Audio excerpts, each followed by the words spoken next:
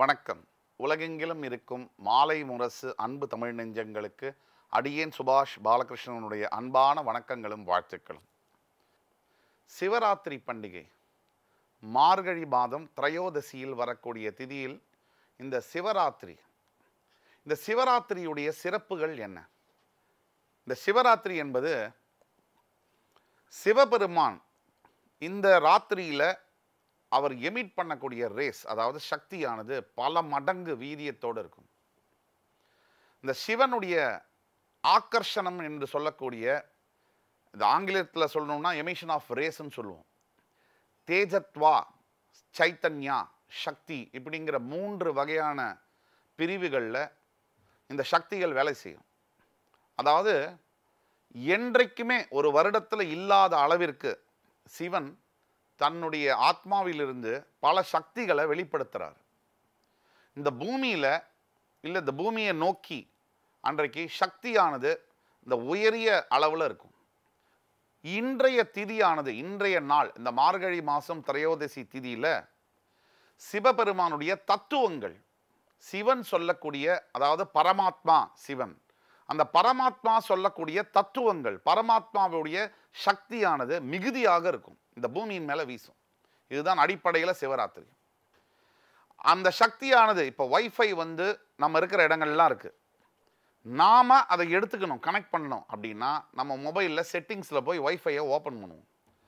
சிறிதாக உங்களுக்கு புரிகிற அளவில் ப்ராக்டிக்கலாக சொல்கிறேன். அப்போ இது மாதிரி வைஃபையை கனெக்ட் பண்ணுறதுக்கு மொபைல் செட்டிங்ஸில் போய் நம்ம வைஃபை ஆன் பண்ணுவோம். எந்த வைஃபையோ அந்த வைஃபையை கனெக்ட் பண்ணி பாஸ்வேர்டை என்டர் பண்ணுவோம். அதுதான் இப்போ வைஃபையை ஆன் பண்ணணும் அப்படிங்கிறது முதல்ல நமக்கு தெரியணும். கரெக்டான வைஃபையை கனெக்ட் பண்ணணும், அதற்குண்டான பாஸ்வேர்டை என்டர் பண்ணணும். இப்படியே தான் வாழ்க்கையிலையும் கூட இந்த சிவனுடைய பவர், சக்தியானது ரொம்ப அதிக அளவில் இந்த நாளில், இந்த சிவராத்திரி தினத்தில் வெளிப்படும். அப்போ அதை நமக்கு அது கிடைக்கணும். அந்த அறிவு, அந்த விஸ்டம், ஞானம், வாழ்க்கையில் செல்வம், புகழ், பொருள், செல்வாக்கு இதையெல்லாம் தரக்கூடிய அந்த சக்தியானது அதற்கெல்லாம் மேற்பட்ட மன அமைதியையும் நிம்மதியையும் தரும். மன அமைதி என்பது எதனால் வரும்? மன அமைதி என்பது இந்த சக்திகளுடைய வெளிப்பாடு, அதாவது தன்னை தான் அறிதல், கான்ஷியஸ்னஸ்னு சொல்லுவோம். இதனால் வரும். இந்த சிவராத்திரி அன்னைக்கு, இந்த மார்கழி மாதம் திரையோதசி அந்த திதியில் நீங்கள் பார்த்தீங்கன்னு சொன்னால், நாள் முழுவதும் இந்த ஜாமங்கள் 6 மணி, ராத்திரியிலேருந்து காலையில் 6 மணி வரைக்கும் 4 ஜாமங்களாக பிரிக்கப்படும். இந்த ஜாமங்களில் ஒவ்வொரு ஜாமங்கள்லேயும் ஒவ்வொரு விரத முறையை கடைபிடிக்கணும். ஃபார் எக்ஸாம்பிள், நடனம் ஆடுறது, பாட்டு பாடுறது, சிவனை பற்றிய கதைகள், புராணங்களை காதால் கேட்கறது, இறைவனுடைய சிந்தனையில் இருக்கிறது. இன்றைய தினத்தன்று எதனால் இந்த மாதிரியான பண்டிகை அனுசரிக்கிறாங்க, ஏன் இது வந்தது அப்படின்னு கேட்டிங்கன்னா, புராண கதையில் நம்ம திருப்பி போனோம்னு சொன்னால், ஒரு மகா அசுரன் இந்த பூஜை செய்யக்கூடிய முனிவர்கள் அவர்களுக்கு தொந்தரவு கொடுக்குறாரு. இதையெல்லாம் நீங்கள் செய்கிறீங்களே, கல் இது கடவுள் இல்லைன்னு சொல்லி பழிக்கிறாரு.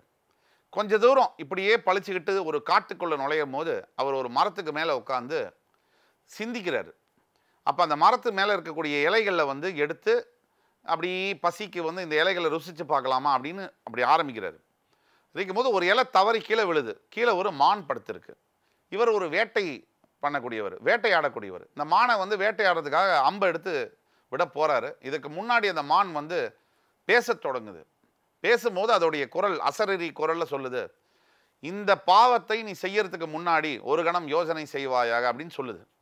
இதை யோசிக்கிறதுக்குள்ள அந்த மான் மறையுது, வில்வ இலையா மறையுது. இந்த புராண கதைகளில் இவர் யோசிச்சு வாசி அப்படிங்கிற வார்த்தை சிவா அப்படிங்கிற வார்த்தையாக மாறுகிறது. அதாவது அவர் என்ன சொல்றாருன்னா, தன்னை பற்றிய எண்ணங்களை நினைக்க தொடங்குகிறார். தன்னைனா உடலுக்கு வெளியில உள்ளதில்லை, உடலுக்கு உள்ள அவருடைய பார்வை, சிந்தனையானது உள்ள நிறைய இறங்குது. இதற்கு பிறகு அவருக்கு ஞானம் பிறக்கிறது.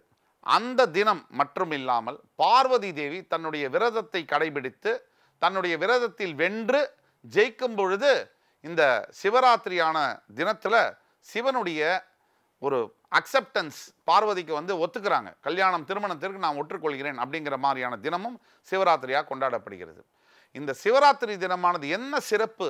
இதெல்லாம் புராண கதை ஒரு பக்கம் இருக்கட்டும். நமக்கு என்ன சிறப்பு அப்படின்னு பார்த்தோம்னா, இந்த பூமியில 365 நாள் ஒரு வருஷத்துல இந்த நாள் அன்று பிரபஞ்சத்துடைய சக்தி எல்லாம் பார்த்தீங்கன்னா எலிவேட் ஆகிருக்கும். நீங்க உங்களுடைய வாழ்க்கையில ஒரு ஒரு 30 நாள் ஒரு மாதத்தில் இருக்குன்னு சொன்னா, தன்னறியாத ஒரு நாள் வந்து உற்சாகத்தோடையும் ரொம்ப உடல்ல வந்து இன்ட்ரெஸ்டோடையும் ஆரோக்கியத்தோடையும் சுறுசுறுப்பாக செயல்படுவீங்க. அப்படி இந்த பிரபஞ்சத்தில் இருக்கக்கூடிய அத்துணை சக்தியும் ரொம்ப பெரிய அளவில் ரொம்ப உற்சாகமாக இருக்கும். அப்போ சக்தி வந்து அபண்டண்ட்டாக இருக்கும். ஆங்கிலத்தில் சொன்னால் அபரிவிதமான சக்தி வந்து பரவி இருக்கும். அந்த சக்தியை நம்ம அனுபவிக்கணும்னா அதை வந்து கனெக்ட் பண்ணணும், அந்த சக்தியை நம்ம வந்து புரிஞ்சுக்கணும், இல்லை அதை நமக்கு வாழ்க்கையில் பிரயோஜனமாக மாற்றிக்கணும்னு சொன்னால் நீங்கள் வந்து என்ன செய்யணும்னு சொன்னால் அன்றைக்கு விரதம் இருக்க வேண்டும். விரதம்னா தூங்காமல் அன்றைய இரவு முழுவதும், இதற்காக தான் சொல்கிறது, அந்த அசுரன் தான் தூங்காமல் விரதம் இருந்து ஆண்டவனுடைய பெயரை ஜபம் செய்தார். அதனால தான் அவருக்கு ஞானம் மோட்சம் வந்து கிடைக்குது. இதே அளவில் நமக்கு வாழ்க்கையில் பதவி புகழ் செல்வம் செல்வாக்கு நல்ல ஆரோக்கியம் நல்ல அப்பா அம்மா நல்ல ஒரு கணவன் மனைவி நல்ல பிள்ளைகள் நல்ல பதவி நல்ல ஒரு வீடு வாகனம் எல்லாத்துக்குமே ஆண்டவனுடைய அருள் இல்லாமல் ஒன்றுமே நடக்காது. அப்போ அந்த ஆண்டவனை நினைத்து வழிபடக்கூடிய அந்த ஆண்டவன் ஆனந்த ஸ்வரூபத்தில் இருக்கக்கூடிய ஒரு தினம். அவர் நல்ல சந்தோஷமாக மகிழ்ச்சியாக கேட்ட வரத்தை கொடுக்கக்கூடிய நிலையில் இருக்கக்கூடிய ஒரு மனசு அவர் அந்த நிலையில் இருக்கும். அந்த நாள் நீங்கள் வந்து விரதம் இருந்து இருக்கணும். ஸோ இது வந்து முக்கியம். இந்த விரதத்தை எப்படி கடைபிடிக்கணும்னு சொன்னோம். நம்ம வந்து இரவு முழுக்கும் வந்து முழிச்சிருந்து ஒவ்வொரு 3 மணி நேரமும் ஒவ்வொரு விதத்தில் விரதம் இருக்கணும். 6லிருந்து 9 வரை ஒரு பாட்டு பாடுறதோ, ஒரு 9லிருந்து 12 வரை ஒரு நடனம் ஆடுறதோ, இல்லை 12லிருந்து 3 மணி வரை வந்து ஜபம் செய்து மெடிடேஷன் செய்வதோ, 3லிருந்து 6 வரை மறுபடி வந்து சிவ பூஜைகள் செய்வதோ, இந்த மாதிரியான விஷயங்கள் இருக்கணும். சிவனுக்கு ஒவ்வொரு 3 மணி நேரமும் அபிஷேகம் செய்வது, பிரசாதம் ஆராதனை செய்வது, ஏதாவது ஒரு இதை வந்து படைக்கிறது ஆண்டவனுக்கு அப்படிங்கிற விதத்தில் நம்ம செய்யும் போது தான் நமக்கு இந்த முழுமையான ஆசீர்வாதம் பிரபஞ்சத்துடைய சக்தி நமக்கு ஃபேவரபிளாக வேலை செய்ய ஆரம்பிக்கும். சில நபர்கள் பல நபர்கள் பல நேரங்களில் வாழ்க்கையில் நல்லா படிச்சிருப்பாங்க, நல்ல அழகாக இருப்பாங்க, நல்ல வேலையில் இருப்பாங்க. ஆனால் நல்ல பொண்ணு மட்டும் கல்யாணத்துக்கு கிடைக்காது. இது எப்படி? ஒரு நல்லா படிக்காதவர், கல்வி இல்லாதவர், நல்ல சம்பளம் பொருள் இல்லாதவர், அவருக்கு நல்ல பொண்டாட்டி கிடைக்குது, நல்ல அழகான பொண்டாட்டி வசதியான பொண்டாட்டி கிடைக்குது. இது எப்படி சாத்தியம்? இதை நம்ம பார்க்குறோம். இந்த மாதிரியான விஷயங்கள் தான் சொல்கிறோம். நமக்கு இறைவனுடைய அருள் இல்லாமல் நம்மளால் நகர முடியாது. எல்லா விதத்திலையும் வாழ்க்கையில் ஆண்டவனுடைய அருள் என்பது தேவை. அந்த விதத்தில் இன்று சிவராத்திரியானது மிக மிக முக்கியமான நாள். உலகெங்கிலும் இருக்கக்கூடிய அந்த ஆகர்ஷண சக்தியை நாம் நம்முடைய நல்ல வாழ்க்கைக்காகவும் சிறந்த வாழ்க்கைக்காகவும் நாம் பயன்படுத்தி கொள்ள வேண்டிய நாள் ஆக வருகிறது. ஆக இந்த தினத்தை நீங்கள் பயன்படுத்தி கொள்ள இரவில் மினிமம் ஒரு 2 முதல் 3 மணி நேரம் ஓம் நம சிவாய இந்த மந்திரத்தை ஜபம் செய்து வரும்பொழுது அந்த ஆண்டவனுடைய பரிபூரண அருள், பரம்பொருளின் அருள் உங்களுக்கு கட்டாயம் கிடைக்கும் என்ற வாக்கியத்தோடு மறுபடி உங்கள் எல்லோரையும் சந்திக்கும் வரை உங்களிடமிருந்து விடைபெறுவது உங்கள் சுபாஷ் பாலகிருஷ்ணன். நன்றி, வணக்கம், வாழ்க வளமுடன்.